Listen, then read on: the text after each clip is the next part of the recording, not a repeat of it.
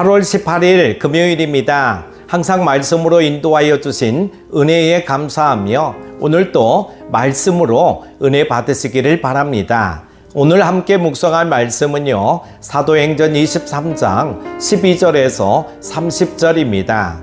날이 새매 유대인들이 당을 지어 맹세하되 바울을 죽이기 전에는 먹지도 아니하고 마시지도 아니하겠다 하고 이같이 동맹한 자가 40여 명이더라.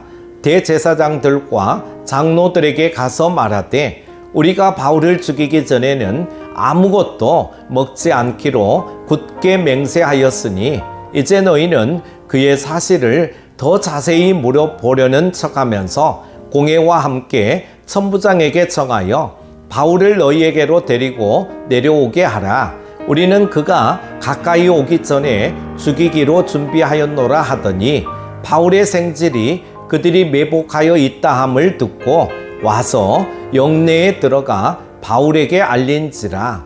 바울이 한 백부장을 청하여 이르되 이 청년을 천부장에게로 인도하라. 그에게 무슨 할 말이 있다 하니 천부장에게로 데리고 가서 이르되 죄수 바울이 나를 불러 이 청년이 당신께 할 말이 있다 하여 데리고 가기를 청하더이다 하매 천부장이 그의 손을 잡고 물러가서 조용히 묻되 내게 할 말이 무엇이냐? 대답하되 유대인들이 공모하기를 그들이 바울에 대하여 더 자세한 것을 묻기 위함이라 하고 내일 그를 데리고 공회로 내려오기를 당신께 청하자 하였으니 당신은 그들의 청함을 따르지 마옵소서. 그들 중에서 바울을 죽이기 전에는 먹지도 않고 마시지도 않기로 맹세한 자 40여 명이 그를 죽이려고 숨어서 지금 다 준비하고 당신의 허락만 기다리나이다 하니 이에 천부장이 청년을 보내며 경계하되 이 일을 내게 알렸다고 아무에게도 이르지 말라 하고 백부장 둘을 불러 이르되 밤 제3시에 가이사랴까지 갈 보병 200명과 기병 70명과 창병 200명을 준비하라 하고 또 바울을 태워 총독 벨릭스에게로 무사히 보내기 위하여 짐승을 준비하라 명하여 또 이 아래와 같이 편지하니 일러스되 글라우디오 루시아는 총독 벨릭스 가깝게 문안하나이다. 이 사람이 유대인들에게 잡혀 죽게 된 것을 내가 로마 사람인 줄 들어 알고 군대를 거느리고 가서 구원하였다가 유대인들이 무슨 일로 그를 고발하는지 알고자 하여 그들의 공회로 데리고 내려갔더니 고발하는 것이 그들의 율법 문제에 관한 것뿐이요 한 가지도 죽이거나 결박할 사유가 없음을 발견하였나이다. 그러나 이 사람을 해하려는 관계가 있다고 누가 내게 알려주기로 곧 당신께로 보내며 또 고발하는 사람들도 당신 앞에서 그에 대하여 말하라 하였나이다 하였더라. 아멘.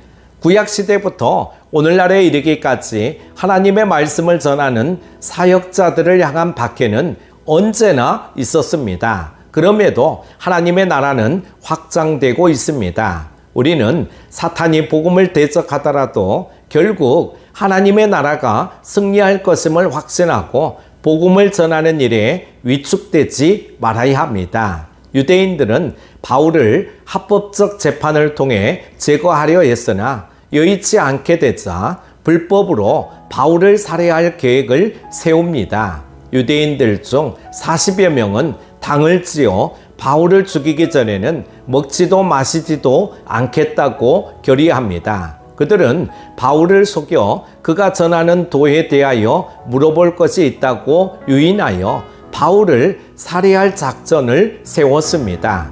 그들이 이토록 복음과 바울에 대하여 악랄한 태도를 보인 이유는 그들의 배후에 사탄이 있기 때문입니다. 사탄은 온갖 다양한 방법을 사용하여 복음과 성도를 대적합니다. 사탄은 처음 사람 아담과 하와에게 한 것 같이 지금도 사람의 마음에 있는 욕심을 자극하고 미혹하여 죄악에 빠뜨리려 합니다.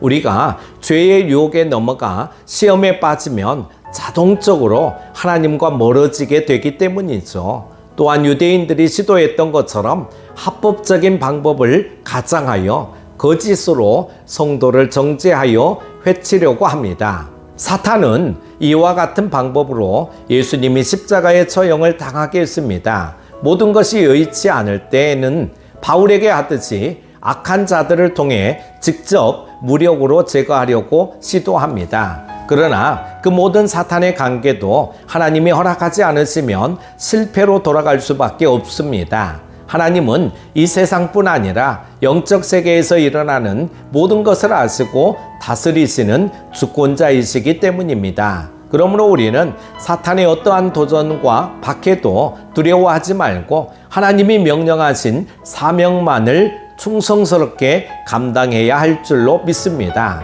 사탄이 복음과 성도들을 공격하고 박해하는 이유는 하나님의 구속 계획을 방해하기 위해서죠. 그러나 하나님의 허락 없는 어떠한 관계도 성공할 수 없습니다. 그 대표적 증거가 예수님의 죽음과 부활 사건입니다. 예수님은 죽음에서 부활하심으로 사탄의 사망 권세를 꺾어버리셨습니다. 그리고 오히려 사탄에게 사망 선고가 내려졌습니다. 이 사건으로 복음과 하나님의 나라의 승리가 확정된 것입니다. 아무리 관계를 써도 사탄은 하나님의 계획과 섭리 안에서 사용되는 도구 중 하나일 뿐이죠. 바울을 유인하여 살해함으로 복음 전파를 막으려던 사탄의 관계도 실패로 돌아갑니다.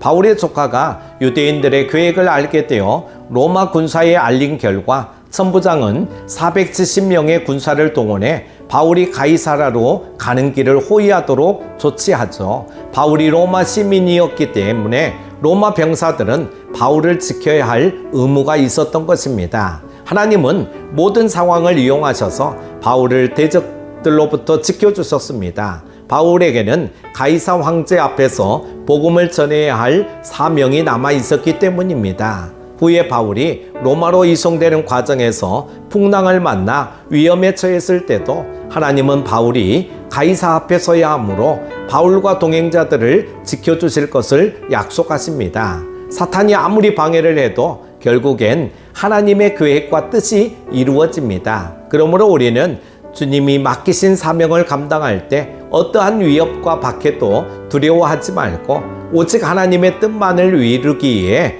확신해야 할 것입니다.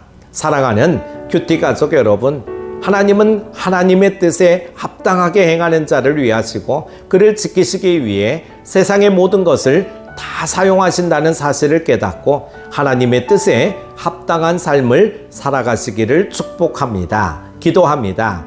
우리를 늘 지켜주시는 하나님 아버지 안전하게 지켜주심에 감사를 드립니다. 사탄의 관계에도 불구하고 더 크신 하나님의 능력이 하나님의 사람들을 붙잡고 있음을 보게 됩니다. 따라서 우리들은 항상 하나님의 뜻을 먼저 구하는 자가 되게 하여 주옵소서. 오늘도 주님의 뜻에 합당한 삶을 살아가는 하루 되게 하여 주시기를 원하오며 예수님의 이름으로 기도드립니다. 아멘.